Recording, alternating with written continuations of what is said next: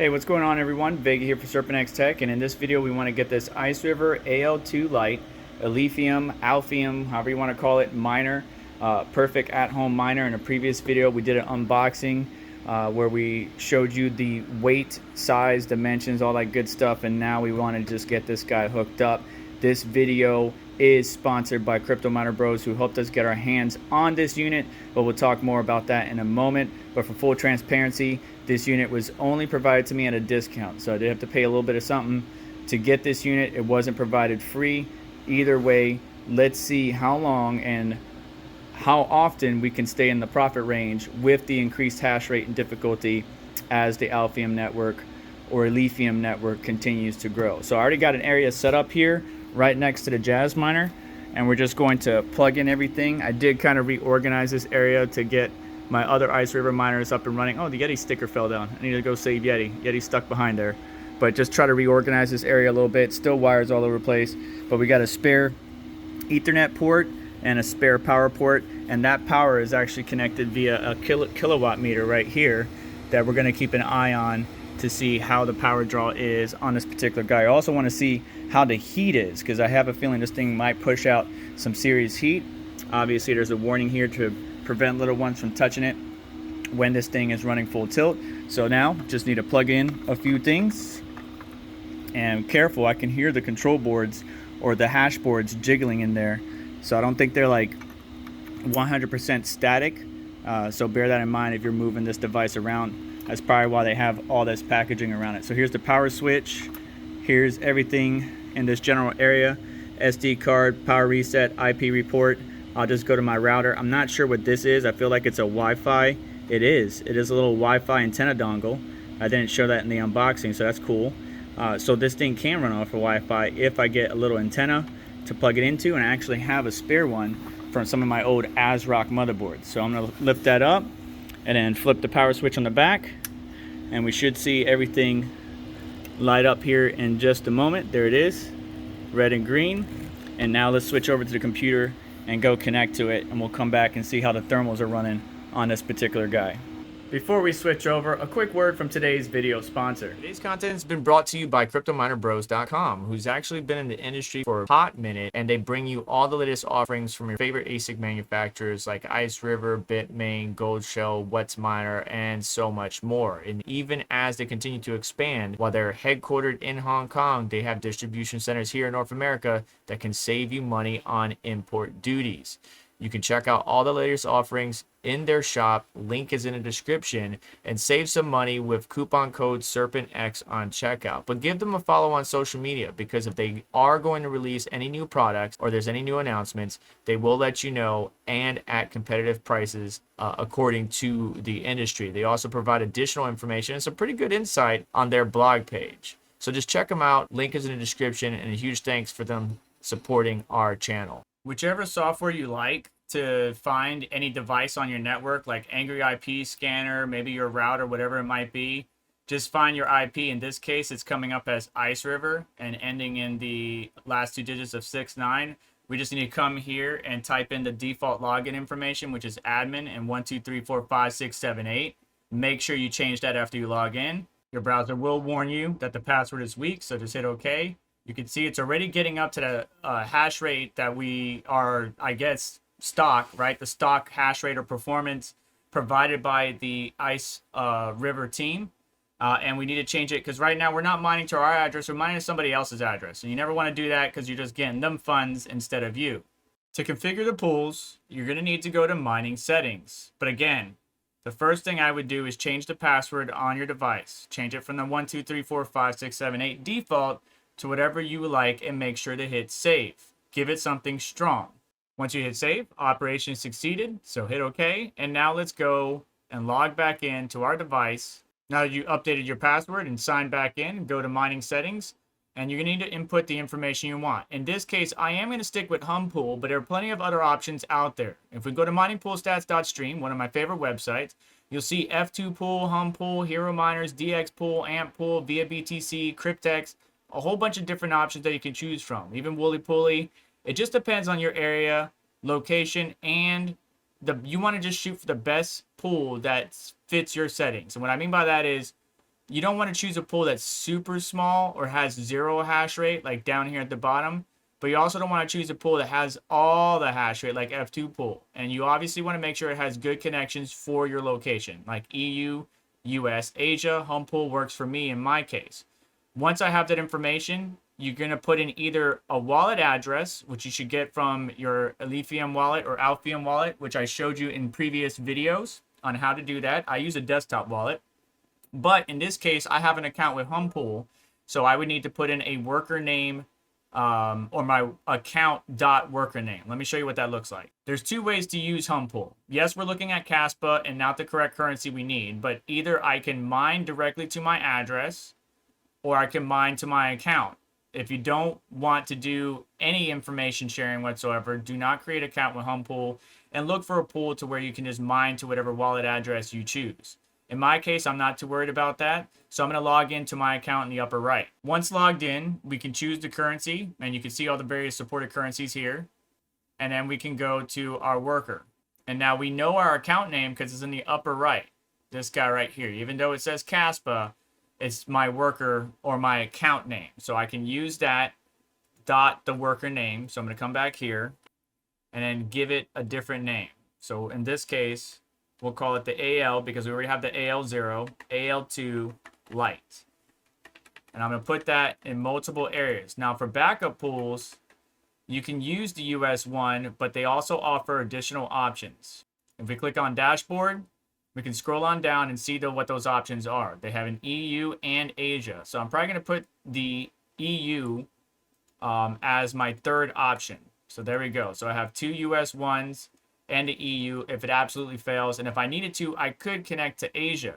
If you really wanted to get super technical, you could always ping this address via your command prompt to see what the latency or lag is between you and that server. With ping and then the server address without the port number, you can see that we got good connection to the EU server. So even if I don't connect to the US or I lose connection to the US, my EU server or the connection to it will be just fine. 24 milliseconds is not bad. Average 14 milliseconds is okay, about average. 8 milliseconds or less is extremely good. Either way, we're good to go. And now password, you can put in whatever you want, but follow whatever your pool's recommended specifications or setup configuration is. And now we can save in the bottom right here. Each section has its own save button, so don't hit this one down here where that controls the fan. So we're going to save the pool. There it goes. Operation succeeded. And now fan speed, we're just going to leave it alone. We're not going to adjust it. We're going to let the fan auto-tune because I want to see what the thermals get up to. And if we ever needed to do a firmware upgrade, that's right here as well, where you click and select the file and then update. I don't think the AL2 Lite has come out with a firmware update, but if it needed one or there was one, we could update it right here on the firmware update. User settings to change the password, firmware update to update the firmware in a future date and time, IP settings to switch from DHCP to static, mining settings to address or change your wallet address and information to mine to your wallet instead of somebody else's, and a miner log to where you can see additional information about your miner or if there's any issues. It's very good to check the log when you're experiencing problems, but we're not experiencing anything at this time. And we can see the PCB temperatures sitting anywhere between 65 degrees Celsius, 59 degrees Celsius, or at least the max is 8179 is what it's saying, at least for chip 1 or hashboard 1, 81, hashboard 2, 79. Good information to keep an eye on. And you can even see the current power draw that it's showing, but I want to measure that at the kilowatt meter, which we're going to check out here in a minute, as well as thermals. So now everything is connected. What I really would like to do is, yes, we were connected to this pool, but we might still be connected to the old wallet instead of this one. So I'm going to go ahead and restart and give them the unit time to connect to my pool and stabilize the hash rate. But getting over 2,000 gigahash is about on par for this device. Matter of fact, let's go check it out on the website. Here on the website, the Iceriver AL2 Lite should be doing around 2 terahash or 2,000 gigahash around roughly 500 watts. We're doing less than that in the software or inside the log file, but we have to measure that at the wall. You always want to measure at the wall with a good kilowatt meter or some type of device or smart outlet that allows you to manage or see what the actual power draw is. It was released not too long ago in October. We're currently in November at time of filming. It weighs around 5,000 grams. Its noise level is actually not that bad at 45 dB. And then here were the sizes in millimeters, but in my unboxing video, we gave it to you in inches. It can run on 100 or 110 and 220, 240, and it can run over Ethernet, but I didn't know it had Wi-Fi, so that's quite intriguing, and I don't see an option inside here to where we can connect via Wi-Fi, even though it has the adapter on the back side of it. So that's very interesting to me that the physical connection is there, but I don't see an option here to where I can connect over Wi-Fi. I wonder if maybe there's a firmware update in the future that will allow us to utilize it. I'm not entirely sure, but you and I both saw that physical connection in the back of the miner. It just doesn't even mention it on the website, and it doesn't show on the miner management page. So now that we have that information, we need to look at what the profitability of this machine is going to be, and I will bring you updates as we move forward to see how the profits have been over time. As you can see from the graph right below me, the profitability has dropped like a rock. For example, around October 7th or 6th, it was making $7 a day. Now it's dropped down to where we're only making a roughly $3 a day, maybe $4 a day, but then after electricity, more like $2.20 or right around $2 a day, at least from hashrate.no. When we switch over to ASIC miner value or any of your favorites like mine to ASIC, same story. The profitability has diminished greatly. August 8th, we were making around $55 a day. Obviously, the release date was October, so the companies were able to do some quality testing and utilize the miners to increase their profitability to cover for the R&D or the cost to make these miners, so they should be good, then release it to the public. And now by the time we get it, it's only roughly anywhere between $4 and $2 depending on your electricity rate. Even worse if you have high electricity costs. The national average here is 15 cents per kilowatt hour in the United States, but I know others that are spending 20 to 40 cents per kilowatt hour. So right now we can expect around $3 to $4 a day, but really it's going to bring it down to about $1.50 to $2 every day after the cost of electricity. How would that run long term? Stay tuned to the channel. Make sure to get subscribed and hit that bell notification to stay up to date. As we move forward, I will bring you these updates. Now, the last thing I want to talk to you about is, well, let's go see how hot the outer shell is, see if we can get some thermal measurements, and see what the power draw is at the wall. And then I will bring you updates in future video.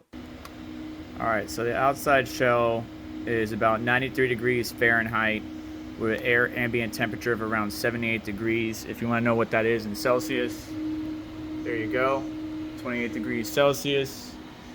And yeah, this thing definitely gets nice and toasty. Let's see if we could get some internal numbers. It's going to be hitting the fan. Probably be best to do it from the back more than anything. But yeah, this shell is definitely nice and toasty. Towards the top here, 94, wow, 95, get towards the back, climbing up towards 96. So definitely would not let your little ones touch this, just like with the other Iceriver miners.